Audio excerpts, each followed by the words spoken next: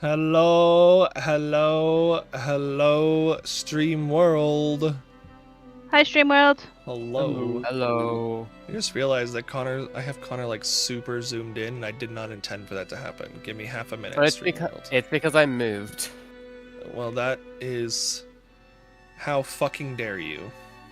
I'm sorry, my back started hurting. How dare you make yourself more comfortable on my stream? Don't worry, I'll probably end up moving again That's during okay. this session. I'm gonna zoom you out just a smidge. So Stream World, I'm doing some live edits. Deal with it. Yeah. Yeah, fuck you guys. Just kidding.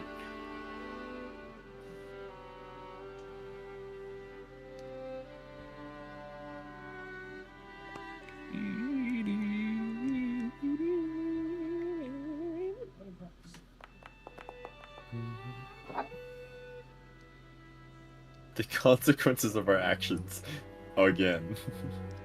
Yeah, because there was a session a while ago called the consequences of our actions. So now it's again, because different actions were taken, different. You love edits, Alex. I hope you feel better. I'm glad that you're here watching at least. Hi, Alex. Hi, Alex. Actions were taken last session. Decisions were made. Arguments were had. Yeah. Death incurred. Yeah. Destruction I think and you blood can say that and about mayhem. every session. Not always about the death. Mm. But yeah, so last session, the group traveled out to the east to see what was going on with the bugbears and found them, or half of them, alive and with the corpse of a gooped up purple worm and gooped up blue dragon. And the vampires had actually helped them out as well. So they learned a little bit about at least what the bugbears were doing, checking on them to make sure they're okay. Contemplated for a minute how to take that information and process and move forward with it before realizing there's probably not much we could do here. So they went back to the fortress to prepare, where they were visited by the Imperial General Dresthar, who offered them a choice: hand over the seeds of power or fight. And the group spent a good amount of time discussing this with some pretty heavily emotionally backed decision or choices on both sides, and thoughts on both sides and opinions. And it all came down to Slate. Yep. Make As as a usual. baby choose. As the tiebreaker. Yeah, I still swear I feel like that's happened several times. Where Yeah. it's just come down to Slate because the group is split on something. So These first. the group resolved to not take the deal and fight the next day. And fight they did, and they were in fact victorious. Even though in the midst of the battle they unleashed an enormous terror upon the world in the form of a giant creature that lumbered off into the forest. I'm sure it'll be fun. After seemingly firing out giant beams of energy to different parts of the world, and the energy blast was so large that the glow was seen from off in the distance to the south. I'm sure that's fine. Fine. It's okay. It'll be fine. It'll work out. But yes, they ended up fighting Dresthar amidst the battlefield while the battle carried on in the rest of the fortress, and they were victorious. But it was only after the dust was all settled that they realized just what they, a little bit of what they had lost. They chose to spare Dresthar after Kylam got some insight into his background and his place in this world and this war. And in downtime, they uncovered at least a little bit of everybody who was lost. Lots of death that happened because it seemed as though there was an attack that came from inside the fortress after the group had left the safety of the barricades to go fight Dresthar. And so the group is still taking stock while some of them are having discussions and making decisions amongst themselves and talking to each other. Biscuit sadly perished in the battle. As well as Gabriel, and a large amount of his spy network as well. It'll be fine. It'll be fine. And a green dragonborn named Miltosh that no one really gave a fuck about because they kind of forgot he existed. Because they basically just gave him a second chance at life, and he took it. And it's totally fine that you guys forgot about him, because the only reason he's there with you, the only reason he's there with you is because Dustin paid him to be. Right. It was one of those, we recruited an NPC from the middle of fucking hell, and he gave his life for the cause. Yeah. But there was a lot of destruction. There were a lot of deaths, and the group still hasn't fully come to understand just how much, because they're still amidst all the chaos of the aftermath. Cheske was up in a room on his own. Kylum had gone down into the dungeon to explore. So Connor, we're gonna table you for a minute because you're taking the hour to explore. And Ilar and Slate are in the war room, looking over. Not the war room, another portion of the fortress that borders the outside wall, looking over the body. No, they had the war room because that's where Biscuit is. Yeah. And Echo is currently healing, spending time healing and reviving whoever they can. The group, realizing now the consequences of the choice they made. They did the best that they could with the information they had, and this is just how it played out. And so now the group is deciding where to go from here and taking counts of their losses. And Cheske has other thoughts on his mind other than taking account of losses, but it looks like he's worked his way into that area. So Ilar and Slate, I'm going to start with you guys. I saw your message at the last second there, Cole. Yeah. So my question is to both of you, where do you go from there? Or what do you do? I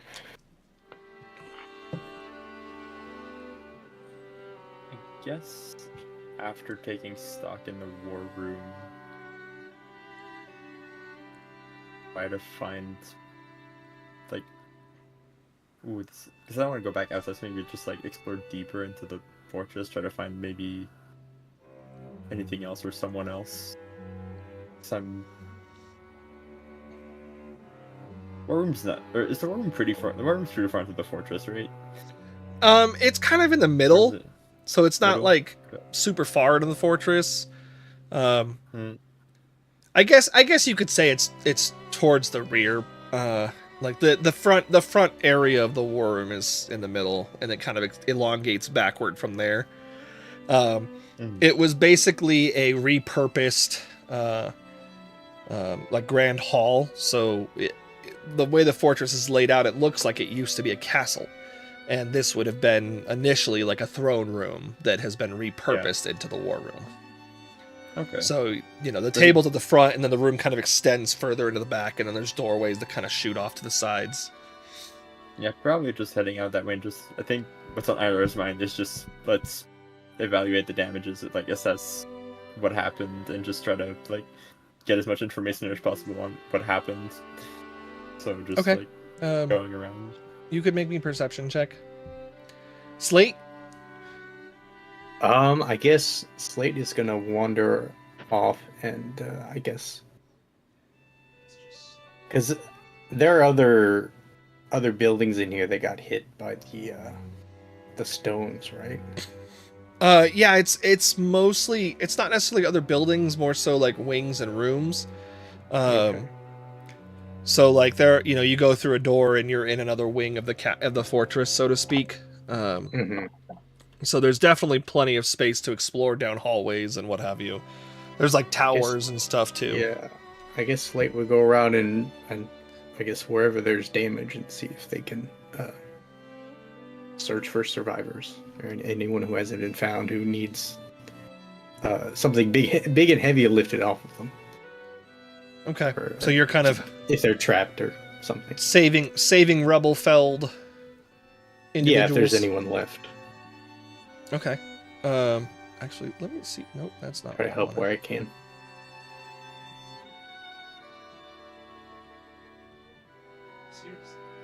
Okay. Yeah, so Slate kind of walks around, and there are plenty of people who are basically waiting to be rescued. And as Slate looks around, he can see that there were not key parts, but like the areas, the wings that he ends up running to, there isn't any ooze around, there isn't anything like that around. And so he's able to begin like lifting up people, but there are plenty of soldiers that are trapped under wings, or under collapsed parts of like wings of the building. So you are able to rescue a good few people that would have otherwise had to wait until excavation crews and stuff like that came through. I'm a one-man excavation crew. One-man excavation crew. You're able to like lift it up and then punch it, and it like falls into pieces because, you know, extra damage to structures and stuff like that. Lift like double normal carrying capacity. Yeah. Plus, you know, you have like a 20 strength or something, don't you? Not yet. 19. Almost. But yeah, so Felix, as you are kind of exploring kind of further into the fortress, you see like scorch marks along like the walls that kind of like trail along the wall a little bit, as you kind of walk deeper in, and you also notice on the ground like kind of like scorch explosion marks on the ground as well. It doesn't look like there's destroyed rubble, or like there's no rubble in this area. There's no like destroyed or collapsed walls or anything like that. And as you kind of keep following it along, you start to kind of piece together a little bit of what's happening is there was fighting here with somebody who is skilled in alchemical stuff. Ilar knows a little bit about alchemy, maybe not proficient in it himself, but he knows enough to know like alchemist's fire and, you know, poison vials and that kind of stuff. And as you get to the end of a hallway around the corner, you see a familiar but still unknown face of the middle-aged man Amontark, who's been in all of your guys' councils as far as, you know, pre-war prep and stuff like that goes, but haven't actually made any attempt. He hasn't actually made any attempt to talk to any of you. He's just kind of been there and always been referred to as like friend of Thero, or, you know, like a learned individual. And he's kind of sitting up against the wall, and he's holding himself like kind of like right under his, like right where his rib cage kind of starts. Not starts, sorry, like halfway up his rib cage. And you can see that there's like blood kind of like coming out the other end of it, like he's holding a wound in place. And his head is down at first, but as you kind of walk up, he can hear the sound of your feet kind of like scraping up against the stonework as you walk. And he lets out a cough, and he's like, well, somebody made their way back here all this, after all, huh? Well, certainly gotta find out what the hell happened in here.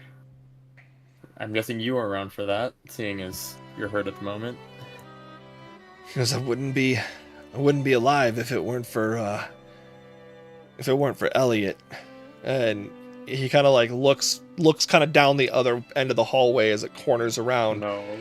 And you see collapsed rubble, and you see an arm kind of extended out beyond the rubble. I think we found Echo's first priority target. Potentially.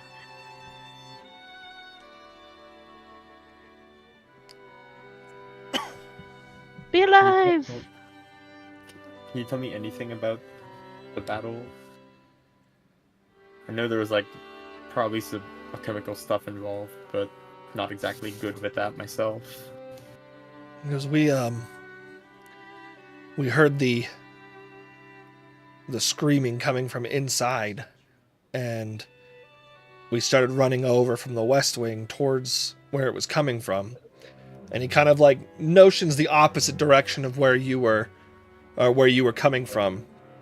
Yeah. And he goes, and we were met with a bunch of these foul creatures, and they were going to overwhelm us, and they ended up encircling us from both sides because this hallway wraps around the length of the fortress. And I was injured trying to help get some of the folks out. And Elliot, he kind of like looks behind, he goes, he collapsed the hallway behind him to stop them from breaking further in.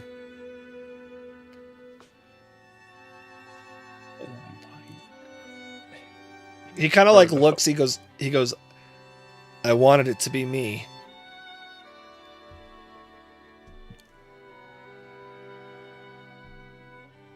What a brave soul. Like, He goes, I'm sorry. he actually kind of laughed. And I think his not his last words, but some of his final words were something along the lines of, "Go figure, it takes death to get me away from that woman." I was going to make a joke, be like, it's okay, he won't be too upset. He'll be away from his wife now. Yes, but I think that was just him making peace with what was happening. Well, okay. Need any help? Anything I can help you with? I've got some There's continuing questions on me at least. Because if you can help me up. Oh yeah, of course. Go to try and help him. Not sure what the extent of his injuries are, but Yeah, as you go to reach down to help him up, he kind of like grabs you with like his arm that's covering his chest right here, just to pull himself up, and you see that his hands are wrapped in like bandages all the way down his arm, because as his sleeve kind of like lowers while he reaches up, and on the tips of his fingers you can see what look to be a bunch of like burns. Like as though his skin has been like burned and like his flesh melted a little bit. And he winces in pain as he pulls up and then puts his arm back under. And he goes, I need to get to wherever they have healing center, aid, any of that. And he looks down the hallway behind you and he goes, you didn't by chance pass Thero on your way down, did you? I didn't know. He kind of like Was he lets out a with you? heavy sigh. He was a lot faster than all of us, and he headed down towards the dungeon. Okay. Hopefully we can find him there, but let's get you to some healing first. Even though it's all the way across, right? Yeah, it's basically like because that other hallway's collapsed, you're basically like walking down and around Going and outside. almost You have to like go like a there. really long way to. Have fun. But it's not like it takes you like hours to get over there. It just it takes 15 minutes instead of 5 minutes. Like to get over there. And on the way, you pass by, people who are helping. You see Slate kind of like, you can hear, or you don't see him, but you can hear Slate, grunting and groaning as he's like lifting up, and you hear like, he'll grunt and then like you'll hear stone like crash into stone. So I could probably piece together what Slate's doing.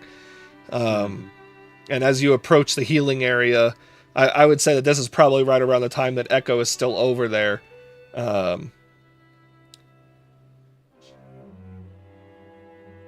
Yeah, And, the you would question see- is you would see how Ilar and soon Aventar. into the healing? Probably Because towards the because end. I'm going into because I'm going in a specific order of how I'm doing things.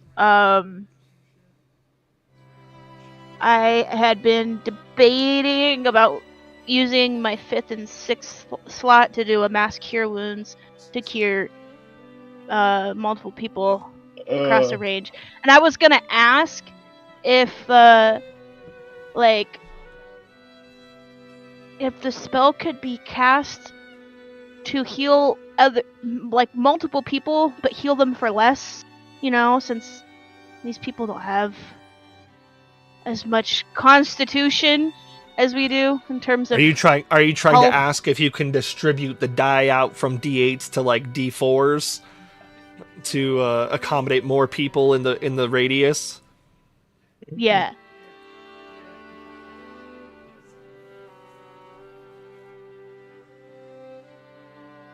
I guess who also has healing? I guess for the roleplay purposes, I'll say yes. Yeah, this would only be for this specific situation. I wouldn't want to be doing this in the future. Yeah, I'll allow it for roleplay purposes. Hell yeah. But yeah, Ilar would be coming up around probably towards the back end of all of your healing. Alright, so I'll start from the top then and go down from my spell slots. But yeah, so Ilar, as you pass by, as you come into this open area, you can see, on one side of this little grove that's kind of been carved out of the trees, you can see, piles of bodies that are very clearly dead. They're under tarps and stuff like that. Not piles, rows. They're lined up nice and neat. They're not just thrown in a hole. Stacked in a pyramid. Yeah, they're not arranged in funny poses or anything like that.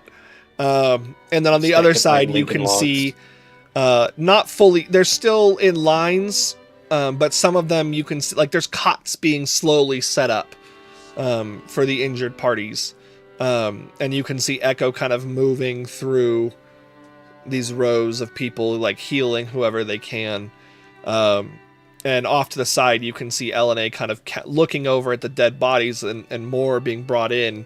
And it looks like she's, going through from each one, trying to, probably trying to identify them or, that kind of thing. Because some of the bodies you can see are not, not in the best of shape with all the collapsed rubble and stuff. Where the fuck? It's probably not the worst shit I've seen. Here we go.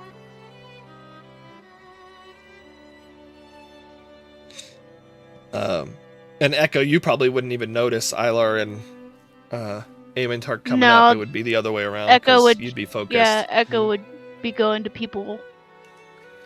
Basically, to person as needed. I guess as I come around, it's just hey, got someone from the back here. Please. I've been carrying him for 50 minutes, I'm guessing at this point, just ugh. Yeah, Echo helps you find a place to set him down. Yeah, a bunch of other soldiers kind of rush over to your side and kind of take him from you, and guide him over to a spot, and kind of they don't put him on a cot. They kind of lean him up against a wall, not sitting, but kind of leaning, because it looks like he can walk a little bit. He just needs help bearing the weight. No, completely out of spell slots. First time ever. First time ever. Do you want me to roll the healing for Amantar? No, it's okay. It's okay. If you're healing, he'll. Okay. He's good. I like this visual picture of Echo, who's pretty much dying themselves at 6 HP, healing everyone else and not themselves. All you need is one, baby. That's all you need. All you need. So, with the quote unquote reduced healing, how many extra people is that? I'd probably say a multiplier of 2, so if it's a 3d8, it would be 64, if that makes sense. Okay. Yeah, cool. Or you'd be able to add an extra multiplier. So if mass healing or if mass cure wounds allows you to heal 6 people, you'd be able to heal 12. Okay.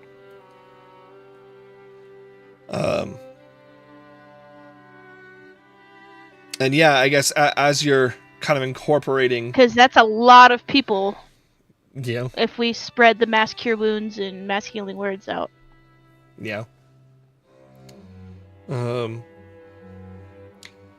As you're healing the group, Amintard kind of looks over to you both, and he goes, I'm assuming that now that the fighting is done, that means we won. If you can call this a win. Certainly doesn't feel like it, but Is we Theodigo in the worked out clearing? them. Theodigo is in the clearing walking around. He's walking around healing people with potions too. Echo will go to him and see if he has any healing scrolls or like raised dead scrolls and stuff. And buy them. He doesn't, because Okay. other people he's been using them and other people have been buying them Okay. or taking them. Yeah, Echo's definitely not the only person walking around healing. Oh, I know. It there's just would have like thousands. they would have seen Theodigo, and that would have been the first thing they would have thought Yeah. of to ask if what any healing scrolls. Yeah, he had. if you ask him, he would kind of like nod towards other clerics that are using them. But Amontark is like, a win's a win. Guess it is, yeah. So tired. Go. And he coughs as he finishes. He coughs as he finishes healing, and the wound kind of closes up. And he goes, "In my younger days, this would have been nothing but a scratch." Take some time. Looks like you'll need it. Gonna go, like, ask around and see if anyone's seen or like heard about Thero's whereabouts, other than Ammon, maybe. He kind of nods. He goes, "I will rest and then head that way when I've regained a little bit of strength." Tomorrow I can prepare spells that'll let me help locate people. At He least goes- be a great help, assuming they're not. Well, He goes, "I can assist with that as well." that'll be good. Hopefully, we don't get Um, to them too late. Kylo, Yes. it's your turn. Yeah. Have you made a perception check for down into the dungeon way? Oh no, you were taking a 20. Yeah, you I'm were taking a spending an hour 20. to take a 20. So as you're exploring and looking around for signs of entry, there doesn't appear to be any in the room where all like the cells and holding areas are, where the quarantine area is. But Okay. as you're exploring, the guards that are guarding the entryway let you pass to continue your investigation. They're not going to hold you up. They're just making sure that nothing else comes through, or if something does, that they warn. Right. That makes sense. And so you head down below even further into the underground. And as you walk through, you get to a point where you walk out onto a platform that you perceive should have continued out, and you can see rooms across the way, but there is this massive hole that is just underneath. And it looks like the entire room has essentially had a hole just burrowed through, and like the floor has like caved in. On the far side, you catch the glint, because there is some flame in here. You catch the glint of brass scales.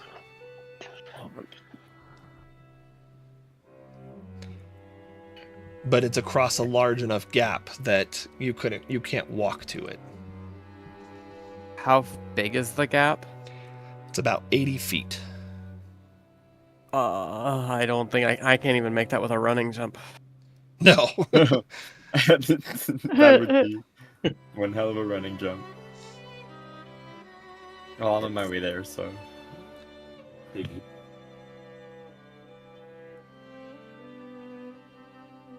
Uh,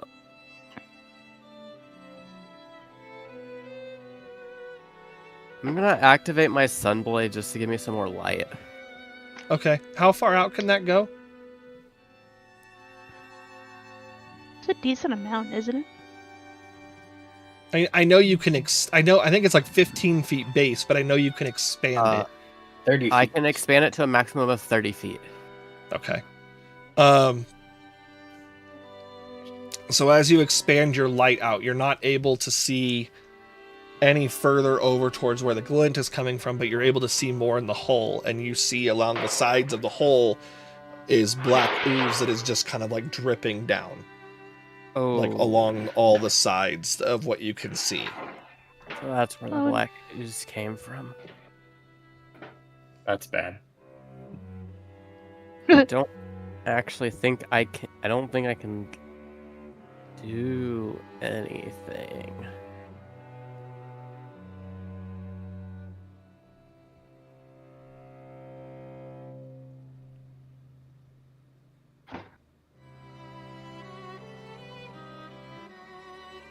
No, I can't do anything.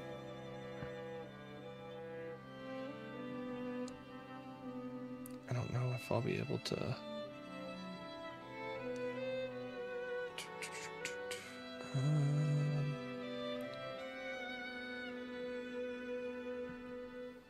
Is this the right?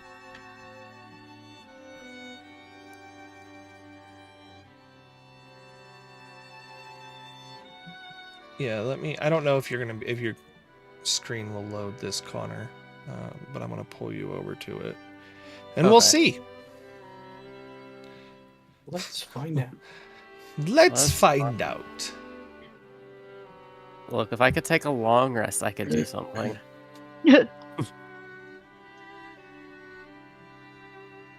Pull to scene. it doesn't wanna. I keep clicking pull to scene on Connor, and it doesn't do anything. It's Rude. loading. Oh, there it goes. Okay. There is So it's- no token in the scene which gives you visibility of the area. Oh, yeah, hold on. Let me. Lighting, token vision. Okay. Oh yeah, that can do Okay. that. You can get one more spell Um, slot.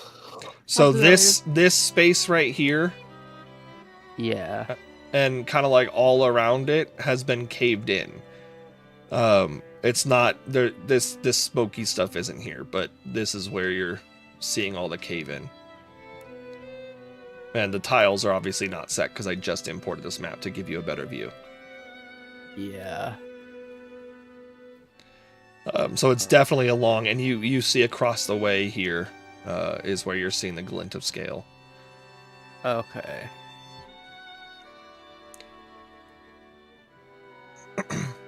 Oh, I wish I could jump further.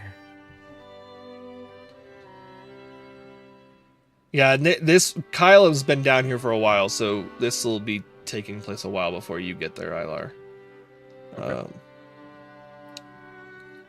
So while I let you linger with this, Dustin, Yee. where do you go?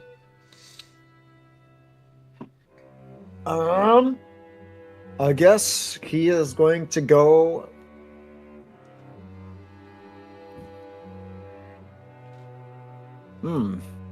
He was gonna go and see if he can find,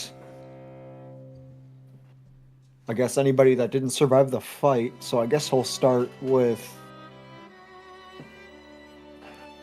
the war room to kind of take a peek. Okay. As you get to the war room, you can see soldiers that are carrying small children out of the doorway. Lifeless children. And some that seem to be lugging behind them a very large creature that you would recognize at least the headless, the almost headless corpse of to be Biscuit. Okay. And they just look at you as they walk by, and they're like, "There's not much more to see in there, sir."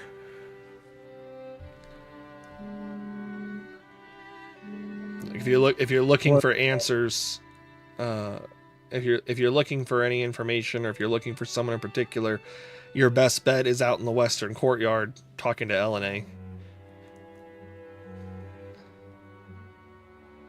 He'll nod. Among the lifeless children, is Gabriel in there? No. Okay.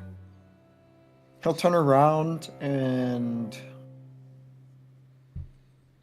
go towards the western courtyard.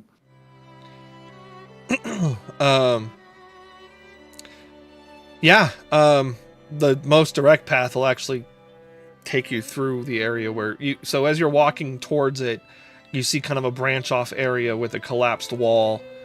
And there are soldiers there that are. They seem. I mean, if you were to look at them, they wouldn't be doing anything. You know, they're not helping move rubble. They're not doing it. They're just standing there, but they're standing kind of like. At attention. Yeah, not full attention, but they're standing in a way that looks like they're guarding, instead of and not helping or anything like that. I'm gonna step out for a minute. I'll be right back. Okay. He will walk by, and is Elena in the area? Elena is further out, so if you keep walking, you'll basically pass through the western interior wall. So you'd basically be passing through here, on the map. Okay. And you'd be going out west from there. And I know it says water here, but there's not actually water there. You'd basically be going into the western courtyard there. And there's a clearing where you can see a now exhausted Echo. Yeah, Completely exhausted. They look as worse for wear as they did at the end of the battle, but they now look depleted of energy altogether. And you see Elena walking through rows of bodies with a notepad. Well, not a notepad, but like a journal, some parchments of paper. And you see Theodigo as well. Because I forgot about the Amulet of Devout, and so I had a free use of a Channel Divinity, so I used that to regain another spell slot. And then immediately used it to heal. Yep. Cheske will go to Elena and ask, Actually. among those that were in the council meeting the other night, who is it that we have all lost? As well, sorry, I can't do the voice. My allergies are driving me nuts. We have we have one confirmed. She's like looking through her list. She goes, 2 confirmed. Because we lost Biscuit, Slate's friend, who wasn't technically in the council but was helping nonetheless. We lost Gabriel, I just heard about. And she goes, what's more pressing is that we have many who are still missing. And she looks over and she goes, I just heard from... she kind of like nods over towards the wall where Amontark slumped up. She goes, I just heard from Amontark that we lost Elliot. She goes, we don't across have... the clearing. What?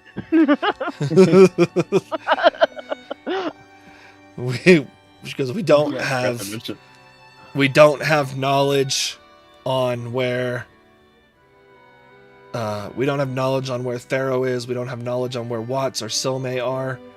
We don't have knowledge on what was I gonna say? We don't have knowledge on where Bali and Gemma are. And she goes, and nobody's seen Jack, but that's to be expected.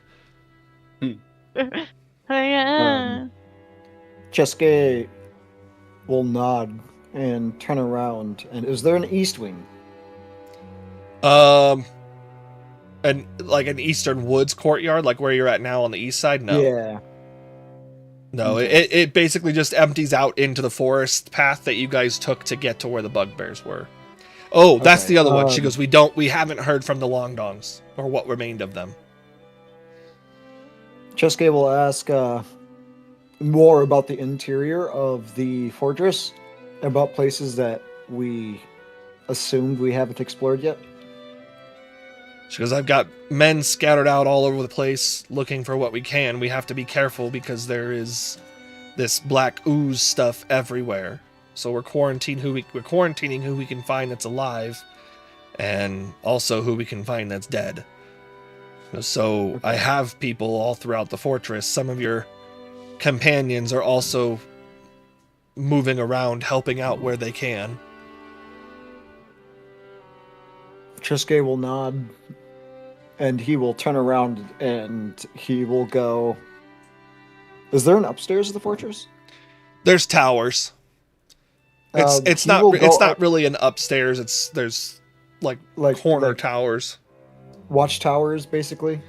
Well, like one of the towers is like where your guys' rooms, like where your room is. You know, like it's Yeah. like some of them are watchtowers, some of them are like the West Wing and East Wing kind of towers, like. But but a lot of the towers are like defensive towers, but that doesn't mean they all are. Okay. Real quick, I'm just gonna take a quick look at my spells here. Oh, I forgot I had potions of healing. Once you figure toward a creature within the range. I'll leave that to you if you want to burn them, Lex. I'm not going to assume you do, but it'll be up to you. One of them's a supreme healing potion too. Someone's really gonna get healthy. Nah, Okay, Echo will save that one because yeah. Chesuke will go and kind of head more towards one of those like towers that he hasn't been to before. Mm-hmm. And he'll kind of like look all over the courtyard. Or all over the surrounding area to see what it is that he can see or who Like he out can a see. out a window kind of thing, like from up Yeah. high. You see Yeah. Echo giving someone some potions of healing. Yeah, I mean, you see a lot of destroyed fortress. A lot of people spread out doing various things. It's kind of hard from the height to pinpoint individual people. But you are able to see that there are like trees moving out in the west. Which you would assume is like where the Ents are.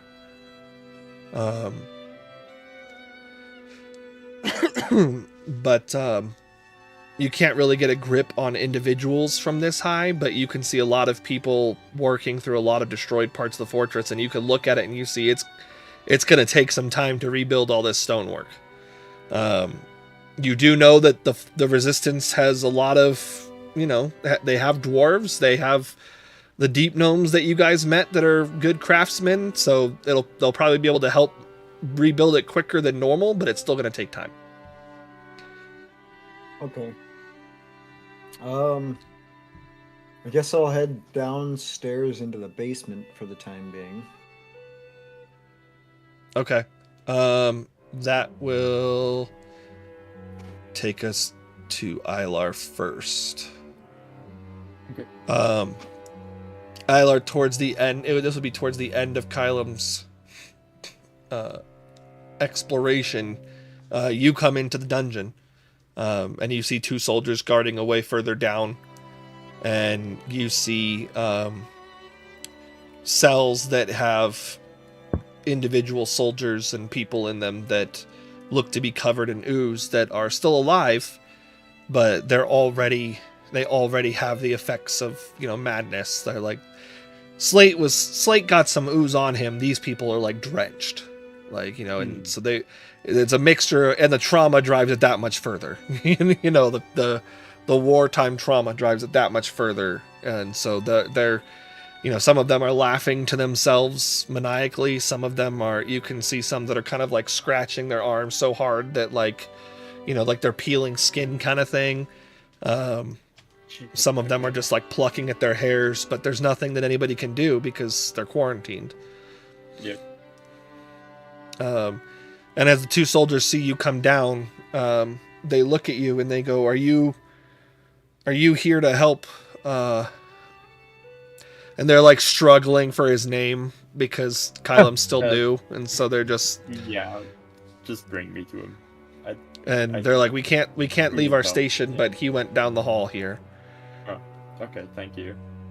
And I will bring you to this scene. I don't fucking know who they're talking about, but someone needs help, so. Slowly but surely. Are you moving? Does it show that you're loading? No.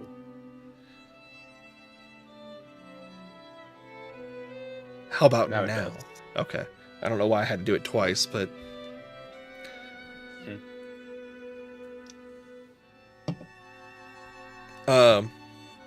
So you'd see Kylem standing over here as you came down. With his sword drawn, light emitting from him. And you can see as well. This isn't here, Felix, this smoky. But this is all large crevasse. Large hole. Yeah. Like all of this here is all like dug through. Mm-hmm. And you Well, can like, see ooze. You can see everywhere. ooze dripping down the sides. Oddly enough, you can't see. There's no ooze on the walkway that you guys have walked over here on. So, like on the actual path that you guys walked to get to the edge of this, there's no ooze drip down or anything like that. It's just on the inside of the crevasse in the walls. Okay.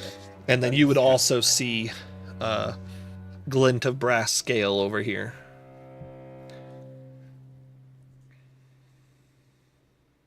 As I assume eventually make my way to Kylo and say, "Hey, I heard you needed help down here." Yeah, So- I can't get across the gap. Say, how fucking wide do you think it is? 80 feet. Feet. A bit too far for me to make a running jump with that. I'm strong, but I'm not that strong. No, that's fair. Trying to remember, do I? If you have a way to take me over there with you, that might be preferred. Trying to remember if I have a shapeshift use left. I think I only used. You used dragon into stone guy into dragon again. Some of those were during the roleplay section. Yes, and that's what I was about to say. Some of that, the dragon and the wall and the stone guy were in the roleplay section. So you would theoretically still have I have one or two uses or whatever. Yeah. However many 'cause uses, took I don't know damage, what your so I have default one. uses is. Yeah. So dragons are 2, which means I do have 1. What can fucking take you across? I need something with a flying speed.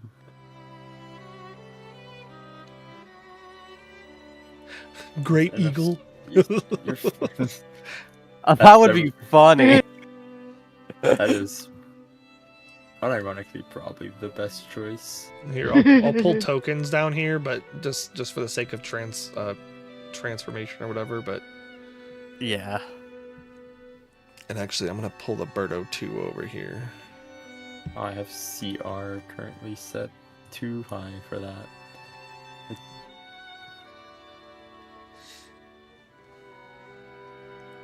But yeah, I guess fucking giant eagle and start trying to get across here. I would love Yeah. to see an animation of this giant eagle taking Kylo across. That's what this I'm gap. trying to think of. Is if I know a giant eagle is large enough, but if it's strong enough to carry a fully encrusted plate mail adorned. Yeah, that's what I'm not sure about the strength of it. Like, and I can't do dragon Well, again. I mean, we could do That's this too much. mathematically. Yeah, we can. How much fucking strength do I need to lift this guy without? Let's the see. eagle's Kylem strength score? is Mm-hmm. Kylem's current weight, well, that's 91, but that's not including. With flying speed and strength. That includes my armor. It's not And my including your weight. Yeah. Strength above 15. Start with that. Which I don't know how much you would weigh. I would imagine probably like 210. 200, Yeah. 210 muscle-wise. Yeah. So 210 plus 90, so 300 pounds is what you'd need to be able to weigh, or be able to... If not carry him, then rope, smiley face. Then rope. I mean, you could carry a rope. Yeah. And then hope he A ro- doesn't... And then hope he doesn't, you know, swing into ooze-covered wall on the way over. It'll be fine. It'll Okay, be fine. that's- I have inspiration. It'll be fine. That is not how I was thinking to use the rope. That sounds fucking hilarious, actually. Just dangling off. That doesn't let me help think. at all. Strength plus 3. Carry... I believe isn't it 15 times your strength score? 15 times your strength. Doesn't In size pounds. affect carrying capacity? I think only if you're large. if you're 2 sizes larger. Yeah, and I'm medium. I believe large creatures get double that. For each size category above medium, double the creature's carrying capacity. Yeah. and the amount There you of go. Push. Okay. So 16 times 15 would be 240. Double that. Yeah, you could carry, as an eagle, you could carry. Okay, good. This is funny. Is This is that's what my character is made as a problem solver, so Well, alright. So I guess let's we do this. That's right. And if you don't take damage in your form, then Then I can use it again. yeah, it's a freebie, right? If you don't take Hopefully. damage. you definitely won't take Birdo. damage. There's no way you would take damage. Don't it's an Birdo empty me. dungeon. Or I'll make sure Ilar doesn't take damage to the best of my ability. Takes damage I- while flying you over, so you could do literally nothing about it. I have 26 hit points. It's fine. I have a potion on me if we need it. And I have my channel divinity, so I can get back 1 spell slot. Or not my channel Too divinity. big. My Well, no, that's fine. Large 'cause the- dragon. It's just because of the tile size. That's all. Yeah, Because I didn't do anything with the graphs and stuff. very Um, big. Yeah, so you They're fly him fine. over, and as you guys get closer, Mhm. you see more and more of a brass dragon, and there is ooze coating the No. back and front of his scales, and you can see that man. some of his scales are actually missing, like as though they've been not plied off, but like damaged enough where they've been sheared off. And he looks over to you, Okay, and he's alive. That's what I was gonna ask. yeah, he looks over to you, but he doesn't really Oh. know who Kylum is. No. Oh, And no, he sees no, this big eagle coming over, and he is gonna swipe at you as you come over. Dang it. You're I would like. So I have. If this hits, I have a fighting style that I can use as a reaction. Okay, he's gonna be at disadvantage. to- So it's... He's gonna. Why is it doing this again? the ghost dice? Nat 20.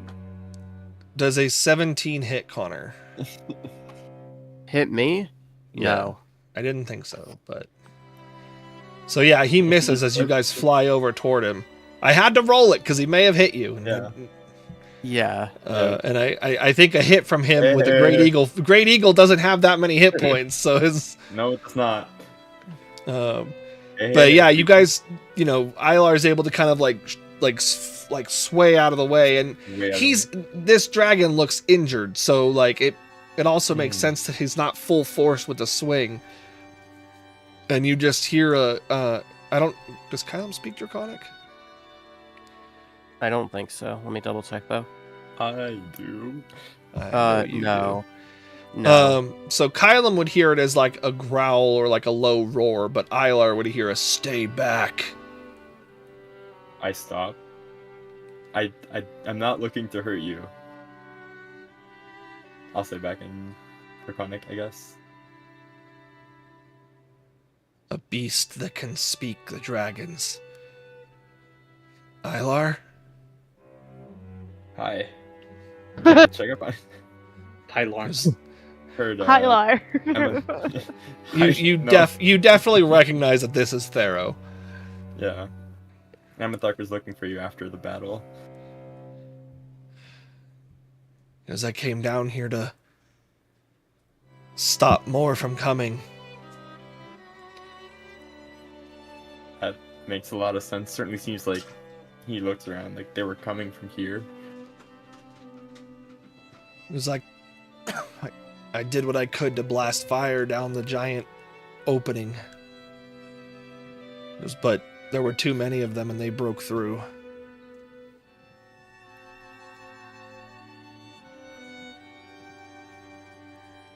So I deeply appreciate what you did here. Probably prevented this from getting a whole lot worse. Is there anything you can do to help you? He looks up at you and you kind of like see his face kind of like looks towards you, but then you kind of like see it only slightly tilt down and you could tell that he's kind of like looking to Kylam.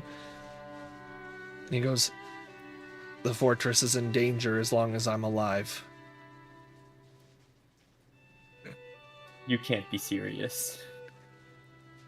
He goes, "I don't want to either, but we both know that if this takes hold, many more will die. Your friend can change that right now."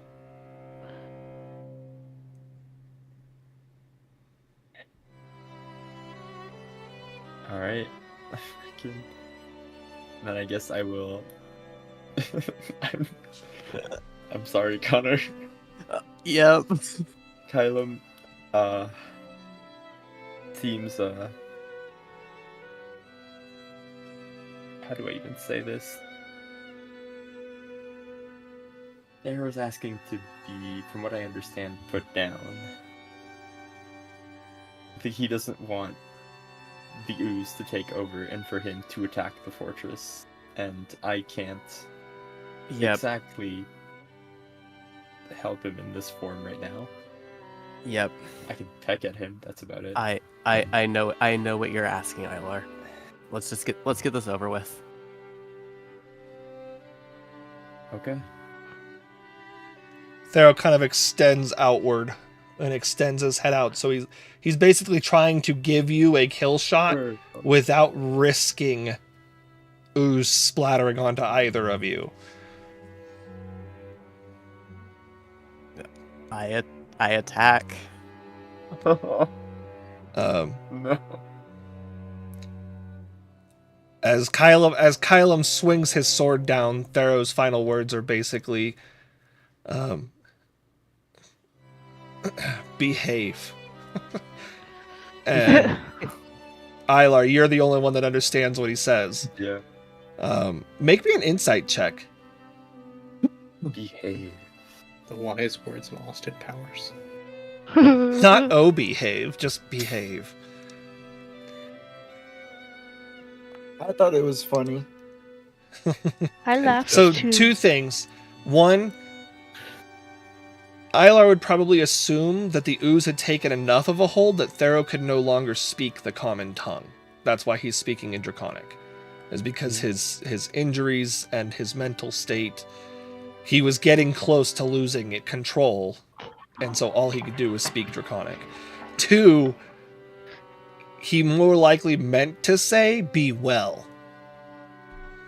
Like, take care of yourselves. And Kylam swings his sword down, and because it's pure radiant energy and Thero is a willing creature, Kylam slashes through his throat in a way that he dies quickly.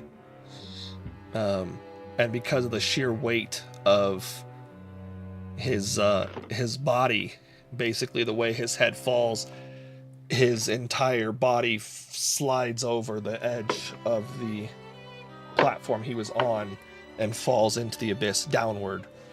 And sorry to do this to you, Felix, but Ilar can't help but remember that when they first freed him, they watched him fly freely into the abyss upwards. Mother, you. Fuck off. The abyss takes us Do all. you think this was easy to write either? It's like- No. But, Yeah. You just gotta say it. These are my boys. These are my no. boys. Ilar, Abandoned my Give me boy. My some of that. boy. we should Almost some of explore them. the other side of this in case there's something else on the Can other we? side. so they like ooze a bit. Yeah, here you from- you can carefully get to the other side. You'd have to you basically land back here and kind of get through the doorway there. Okay, then I guess let's go there. Yeah. Doing-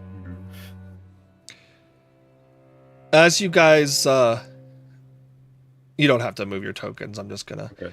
As you guys explore the remainder of this area, you find a really unique placed room with several sarcophagus, and it's the only room that you've seen in the entire fortress like this.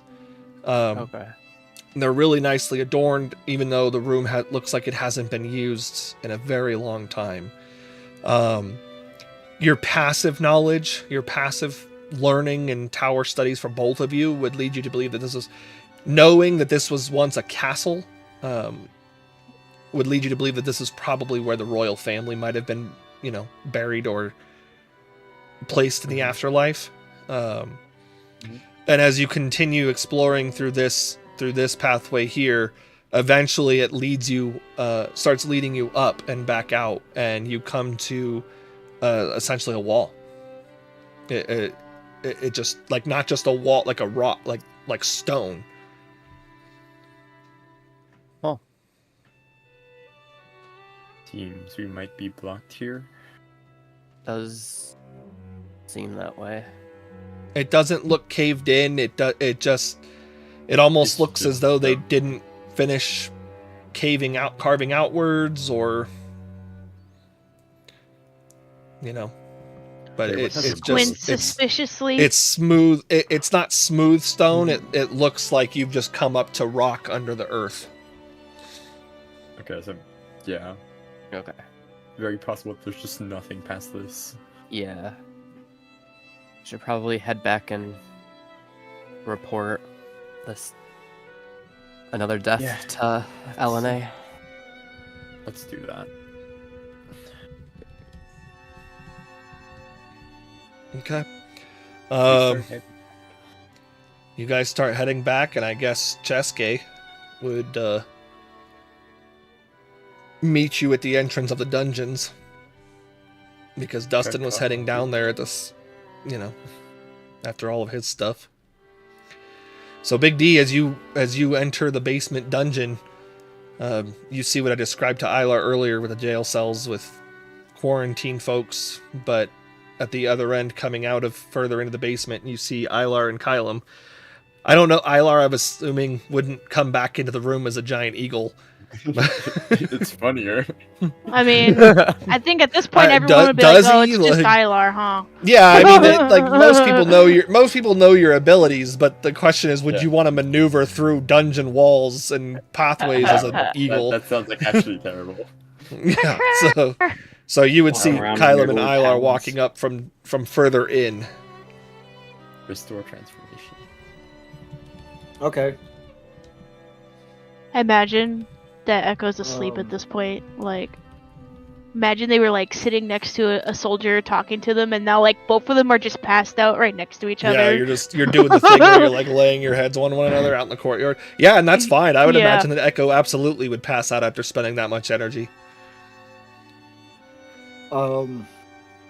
I guess he'll wait for them to get into like vocal range, not like yelling vocal range, but just regular normal talking vocal range. Oh. Sorry. Okay. Yeah, so it's just the three of you in there. Well, I guess Found check Pharaoh. everyone. Yeah. Pharaoh. And he He's, kind of questions because he hasn't heard the name in a long time, he's dead. or hasn't paid attention to the name in a long time. Pharaoh doesn't even know, like, doesn't remember who he is. Oh yeah, he's dead. Brass Dragon. Oh right, Pharaoh. Hey, And he snaps his fingers. Yeah, he's the reason you have. Yeah, Thero's the reason you have a dragon bond. It's been a long time. Yeah. He kind of like scratches his cheek and turns around and starts walking back up. He'll just, as he starts walking away, he'll say noted. Add that one to the tally mark. That went to the tally. Yep. I'm pretty sure you guys can already guess what Chesuke is doing. Oh yeah. Um, Like I can guess. I don't know if Eiler's thinking about that right now. I think there's a bit too much running through his head.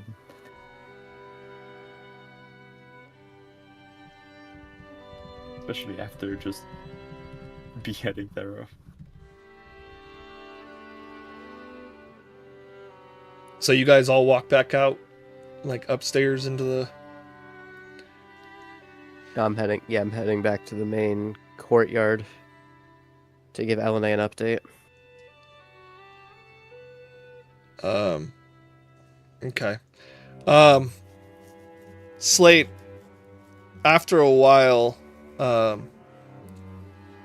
some of the soldiers look at you, or look to you, and they go, "Hey, big guy, I know that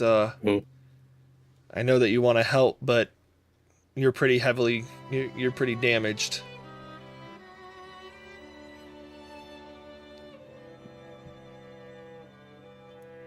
I can keep going.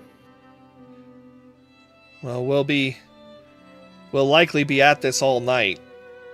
I think that it would be best use to everybody here if you go get some rest, at least for a little bit. If you want to come back in the evening and help us through the evening, but at least go get your rest, get tended to, get looked at by the clerics, and then you can come back to helping us move all this rubble. We'll be going. He kind of like looks around. He goes, "It could take days to clear this place out." Okay. And we'll wander out towards the medic tents. Yeah, I would say you guys all probably gather around the same time, conveniently enough. Except Echo's like, you guys walk up and you see Echo's like passed out up against the wall, leaning on another soldier. They're very obviously breathing, but as Elena sees you coming up, she looks over at Echo and goes, They were a little tired." Mm-hmm. Don't say. Elena, we have another update for you. She goes, "If they're not here with you, I'm assuming it's a bad news thing." Yes. Unfortunately so. I'm sorry. She goes, "Who is it?" Pharaoh. She looks over, after sighing, and looks over towards the wall where Aemon Tark is kind of leaned up, and he looks back at her, and she just shakes her head solemnly at him. And he goes from kind of standing, leaning up against the wall, and kind of like collapses, like slumps down. He obviously cared about Thero a lot. Yeah. Um, Also did see it looked like the enemy forces that attacked from the inside burrowed through and left a giant hole in the dungeons. It's covered in black ooze, the hole. So we'll have to be careful in how we repair that. She like thinks for a little bit. Like she like puts her hand to her head and is like stressed but also thinking, and she goes, what creature could have burrowed underneath the entire fortress without us knowing? Without any tremors or... That is a great question. I don't think I know of anything that's close to that. Not that size, even. She goes, well, they say that worms can burrow that heavily, but you found a dead one. Not a live one.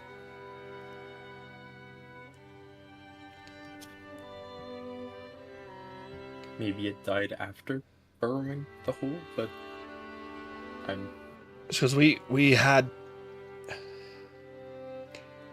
She goes, I, even amidst battle, have men stationed throughout the entire fortress. If there were a hole there last night, we would have seen it. And nothing came out of it by all reports except for more of those things. And she kind of like looks, like kind of scoffs over in the direction of like a piled up burning pile of corpses. You know who might does know the this answer happen? to that? Jestar.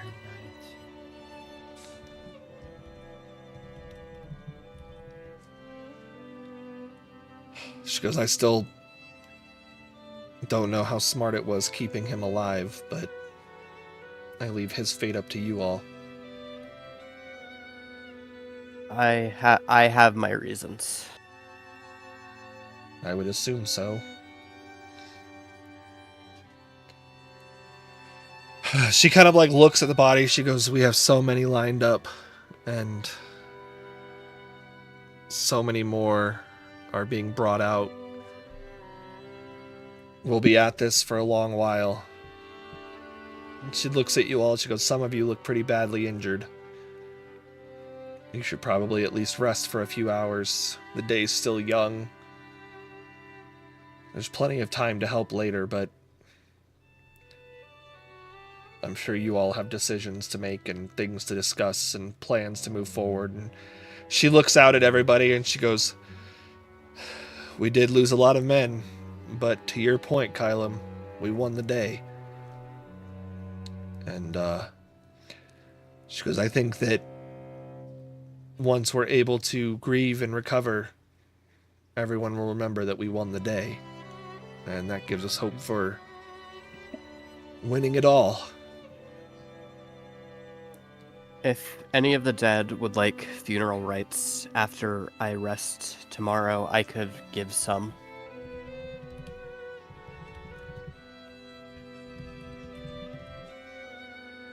She goes, I don't know who values what and who worships whom and who...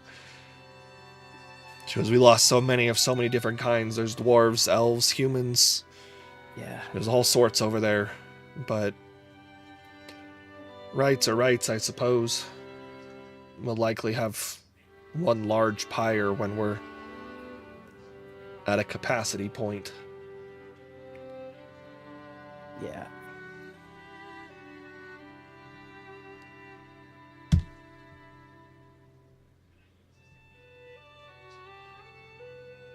Can't remember if I missed anybody, but there's a little list for now.